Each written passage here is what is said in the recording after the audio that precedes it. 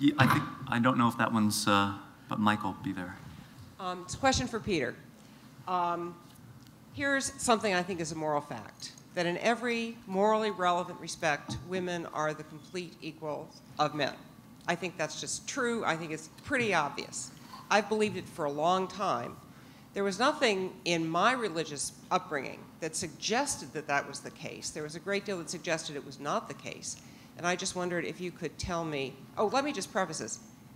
I'm not sure I understand the relevance of the question of the etiology of people's moral beliefs to this question.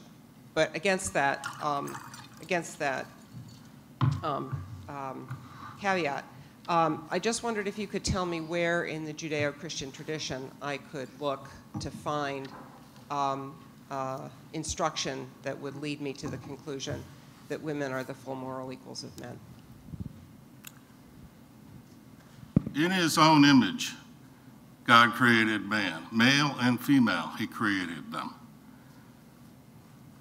In Christ, there is no Jew nor Gentile, no master nor slave, no male nor female. I don't know, those texts resonate with me, but of course, we don't look at particular passages in the Bible or in Aquinas. We have to look at the actual detailed history of why people have come to believe this.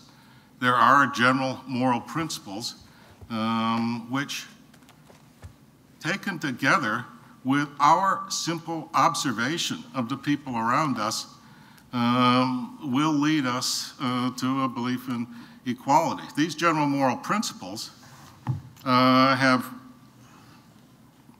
I think, come from Israel and the church. Looking at the behavior around us is probably more, being able to look, is probably more of a function of an industrial society in which the old divisions of labor were broken down than it is of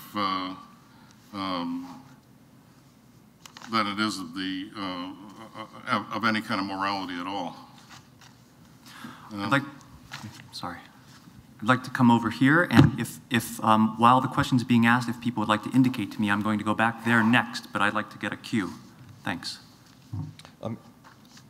If it's the case, as it obviously is, that the text changes its view from time to time, and there is moral progress represented, seems like there are two ways you can go. One is to presume that God changes, and I think Jack Miles in his book, God, a Biography, makes a kind of interesting case for the fact that the text doesn't deny that, in fact suggests it in many places. The other way to go, which is closer to Peter, is to say that the text, in a way, imperfectly gets at God's real ideas, because the text is human, even if not merely human. It imperfectly gets at God's ideas, but God is okay with this because that's inevitable in a certain way. That is, it's got to be produced in human cultures, the text. That seems to me closer to what Peter was trying to get at. And in line with the, I mean, you might suppose in that way that, and this makes Revelation a more mushy business. Something in 20th century Jewish tradition says that Revelation is an ongoing process. And the astute observer of history kind of learns that slavery is wrong and that women have to be treated differently and so on. Please pardon me, but I'm finished. May we get a question? That was a comment. Oh, thank you. Trying to get at what's going on here. Thank you. I don't see anything to dispute in that.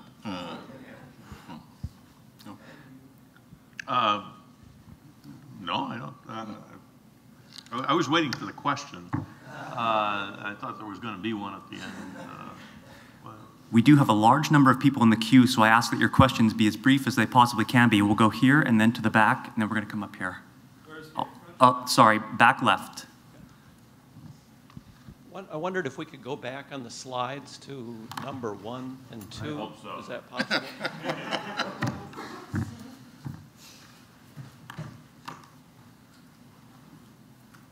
Yeah, I think the problem here is that your reductio doesn't reflect the way in which the Bible works within religious traditions. As a philosopher, not practicing within a religious tradition, I'm presuming from the tone of your paper, you miss the way in which the Bible actually works.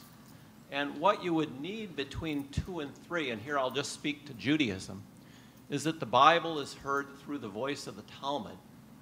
And just to take one of your parade examples, and an example from last night too, the genocide of the Canaanites, according to the Talmud, it doesn't happen. So it's not, it's not a problem. But again, if you want to understand the Bible, not the Hebrew Bible, but because that's not what the Talmud would refer to it, the Jewish Bible, you read the Jewish Bible through the voice or the lens of the Talmud. And so if you want to talk about the character of the Bible within Judaism, you can't talk about the character of God in the frame in which you're presenting it, or Professor Anthony was presenting it last evening. May we have a question, please? It's not a question. It's an observation that the reductio doesn't work, and it's absurd. Well, it's a reductio. In the back? Is that the end? I will pose a question. On the face of it, it sounds as though, on the one hand, you're concerned with the depiction of God in the Bible. On the other hand, you use, Professor Curley, the language of authorizing behaviors. Genocide, rape, slavery, and I can't remember the... Child sacrifice. Do you have any evidence that anyone in Israel was particularly good at this? And if not, Good at child were they sacrifice? disobedient? Were they disobedient? That is to say, is there any evidence that people read the Bible this way? Is Israel any more particularly child sacrificial, slave-holding, rapacious than any other culture? And if not, were they disobedient?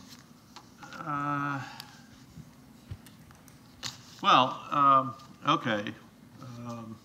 I mean, I gather that biblical scholars have considerable doubts about the accuracy of the Bible as history. That's not my question. Yeah.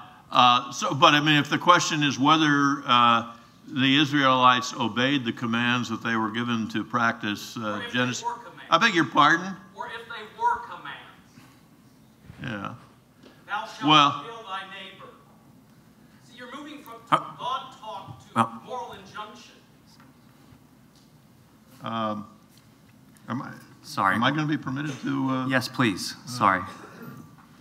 Yeah, okay. Well, look, I read the Bible, and I read that God is represented as having told the people of Israel to slaughter the Canaanites.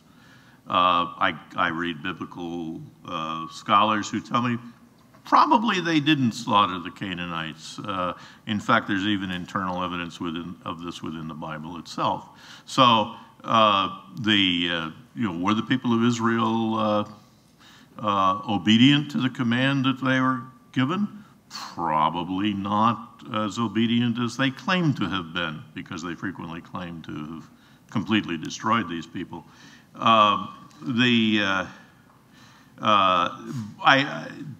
the command ever given? I doubt it very much. I'm concerned with the way God is portrayed in the Bible, and God is portrayed in the Bible as giving this and similar commands. If you want my personal theory about what the status of these texts is, I think they were made up after the fact to rationalize slaughter that was probably not as thorough as the commands would have required, but they did the best they could, I presume, to try to get rid of their neighbors. And I'm perfectly happy to grant Peter's point that that's a pretty unfortunate but common feature of human nature. I'm not sure that I think God has to accede to it in order to convey the moral messages that he wants to convey. Let's go here, and then we'll go there, and then there. Oh, sorry, you, sir.